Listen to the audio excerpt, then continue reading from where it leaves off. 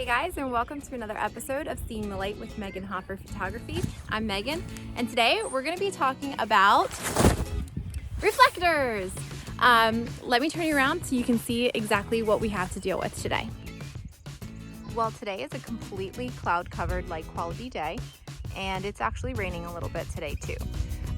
But we are at my childhood home. This is where I grew up. And every year we take pictures with the blooming cherry blossom trees. So before I bring Mark and Andrew in to let me take some pictures of them in that spot to show you guys, I'm going to show you on my own face up close with the reflector first. I'm just using a regular old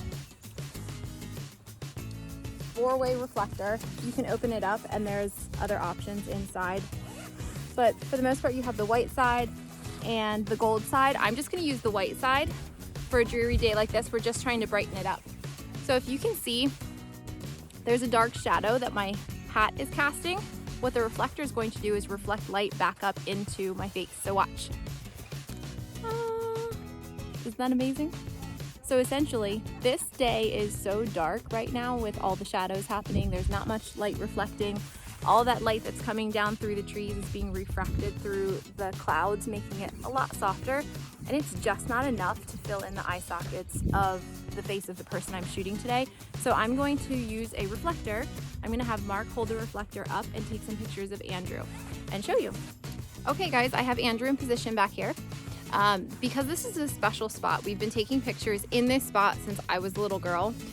So I'm just going to talk you through what to do when the lighting isn't necessarily ideal, especially on a cloudy day. As you can see, Andrew's eye sockets are still a little dark. You can really see, the definition underneath his eye and where the creases are underneath his eye. Now turn with me this way, Andrew.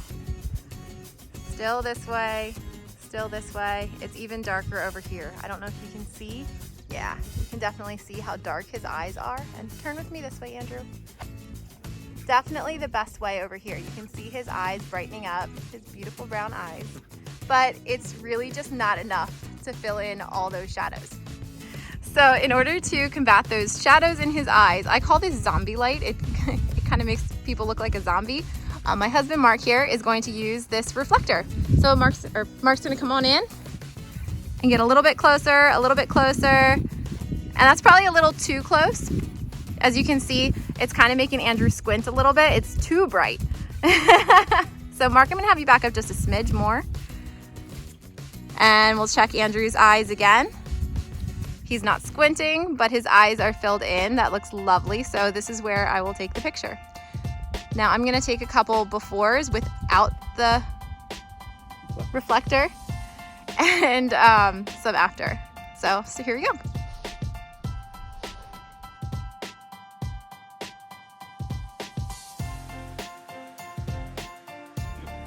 I also want to note that you don't need to have one of these fancy photography reflectors. You can go to Dollar Tree and get a white piece of poster board, a white anything to reflect light back onto your subject. You can be a photography MacGyver. You can even find things on your session that might be able to reflect light.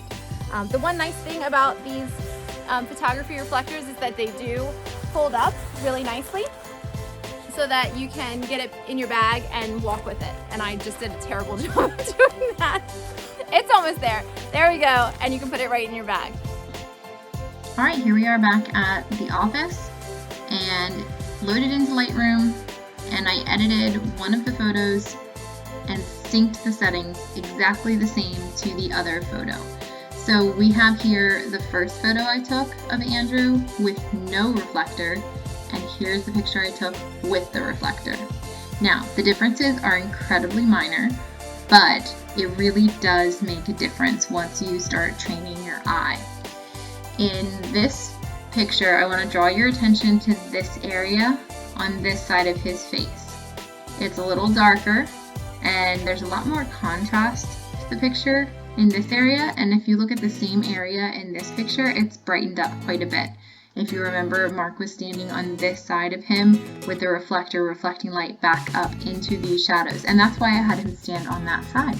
So I hope you enjoyed seeing this. I'll also post the pictures separately so you can see. First it will be the picture without the reflector, and then with the reflector,